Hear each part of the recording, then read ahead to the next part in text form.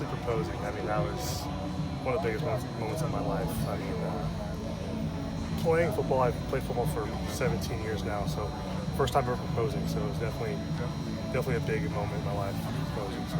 And maybe back to that window of time, were you confident that you wanted your college career to continue at that point? Had you thought about transferring? Give us the timeline of how that all unfolded Yeah, for you. so before last year, I knew that I was going to try to go to the league last year. It was my 5th year.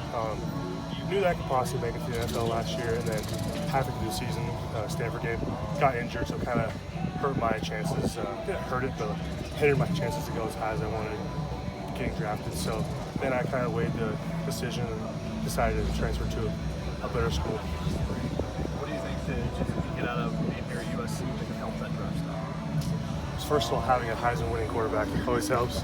I mean, I just knew I wanted to come into a place that already has that side of things. Like the spotlight on Caleb will ultimately help the offensive line get the spotlight too. Just having that exposure as a quarterback, and then I mean they went 11-3 last year. 11-3 last year. I mean, can't beat that. Had almost a chance to go to the national championship playoffs. I mean, just having that exposure, the chance to win the Pac-12 championship, ultimately national championship. That's what I want most.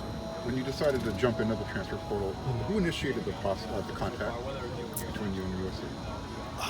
It was actually Peyton Pelor. So I played with Peyton in 2018, the defensive coach. I played with him in 2018 at WSU. So he first called me. I still had his number, still had his contact, so I knew. I'm like, okay, yep, that's from USC. So it's an awesome experience. Yeah, getting recruited. How long after you were in the field did that call come? 20 minutes maybe. The first 20 minutes were crazy. It was calls left and right. It was a big difference because in high school I never had big recruiting MOs. Like a 3-star, had a few offers, only one Pac-12 offer to WSU. So it was definitely different being wanted. How validating was that and to get through this thing? Oh, it was nice. It was really nice. It was nice, like I said, being wanted and knowing that all my hard work paid off. So. Would that have been your second hardest decision after the proposal, deciding where to go? No, the proposal was easy. I mean, my fiance is a great girl. I'm marrying her in May. So, yeah, no, she's great. She's my rock.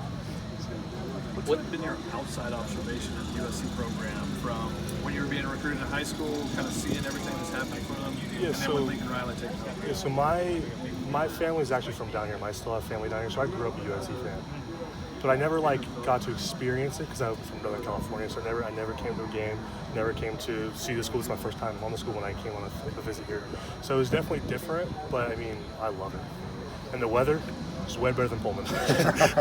Way better than Pullman. What stands out about Coach Henson and Coach Riley now that you've gotten to know them a little bit? Yeah, they're just genuine people. They're truthful. I mean, the main reason why I came here was he was just straightforward to me. I'm a 5th-year guy, going to be a 6th-year guy. I still need to get better. I still need to have that development to go to the next league. And I think here is my best opportunity to get back because I knew that Henson was one of the great coaches. I know Lincoln Riley's resume, and that speaks for itself. Where do you fit best, guard, tackle, and then football? Just wherever I can play. Yeah, wherever I fit best, wherever Coach Henson sees me playing. I mean, I know that I can play in a position. I played right tackle, left guard for 2 years, and then left tackle last year. So I know I can play really any position, just wherever it can help out the best. So when they were selling you, they didn't say we have a spot here we usually fill? I mean, I could kind of see where they needed help at. I knew that right guard was one of the spots, but I mean, I know that I can play tackle. I know, so it just depends on where I fit in the best. And some of my guys may be better at guard, and then I'm better at tackle, and the reverse, or maybe even center. I don't know. So we'll see. When you actually entered the portal, did you talk to Clay McGuire about it and kind of nitpick him a little bit about his experience here at USC? I did, yeah. Not right away because I kind of wanted to get myself out there first and not have to worry about that side of things. But after I went through a process, I got in contact with him and talked about here. He said he's only here for a year, but he loved it down here. He would always talk this last year with me about how he loved it down here, and I'm going to have a great time down here. So. On the note of wanting to develop your game for the next level, what are some of the areas that you yourself or the coaching staff have pointed out of what you want to improve going through the season? I think, the last couple of years I've only been 300 pounds. I think getting a little bit more weight, getting a little bit more stronger. I think that's especially playing inside. and especially in the league too. I think being up 310, 315 this year, so putting on a little bit more weight, a little bit more mass. I have the quickness and speed. I mean, I have some strength, maybe a little bit of just certain technique things, hand placement, that kind of thing. So, yeah. What's kind of stood out about Josh Henson's coaching style? Very technical. One of the most technical coaches I've ever had.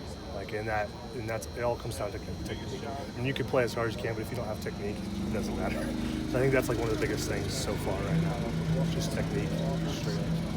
Has it been interesting trading stories with some of the guys that have been here, like Didic and Monheim, because they were with Clay McGuire first, and now they got Henson? Yeah. You guys trading stories that way? Yeah, all the time. I mean, Clay is definitely a unique person. I love Clay, and I'll appreciate him. So he recruited me at WSU, and he left and went to 4 other schools, and then eventually got connected back with him at WSU. So, I mean, it was cool. Like, Didic and Monheim all told me stories about when he was here for the year, and I told him stories about when he was recruiting me and everything.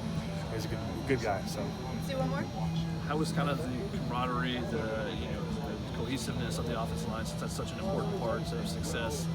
How is that kind of coming on field and off field so far? Yeah, off the field, I mean, we hang out all the time. We go eat, offensive linemen eat a lot of food, so we go out and eat all the time. Go to a bunch of different places, go to a taco truck. So off the field, we hang out all the time, and that helps on the field too, because having that connection, not just like vocally, but like knowing what that person's going to do next will always help offensive line. So, yep. Thank you guys. Thank you very much.